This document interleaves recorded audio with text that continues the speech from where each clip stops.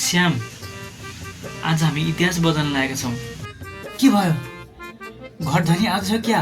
होइन यार, अझै ठुलो कुरा हो। ए बिहे त होइन नि? चुप्लाक, यस्तो सानो सोचले ठुलो मान्छे बनिँदैन। ल ठुलो मान्छे, अब के गरे त? आजदेखि हामी दुवै अनुशासित हुन्छौँ। त्यो त हिजो पनि भनेको होइन? हिजो प्र्याक्टिस थियो, आज फाइनल। ओहो, आज घाम पश्चिमबाट उदाएछ क्या हो? बोल्नु अघि सोच्ने। ए म त सोच्नै बिर्सेँ। त्यही त समस्या हो।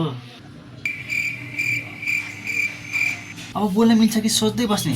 बोल्न यार, तेरो दिमागले सोच्दा सोच्दै पुरै दिनै बित्छ। राम, एउटा कुरा सोधौँ? फेरि के? हामी अनुशासित भएपछि पनि गरिब नै हुन्छौँ कि फरक पर्छ? गरिब हुन्छौँ तर सभ्य हुन्छौँ। त्यो त अपग्रेड नै रहेछ। ल ठिक छ, त्यसो भए भोलिदेखि सुरु। किन भोलिदेखि?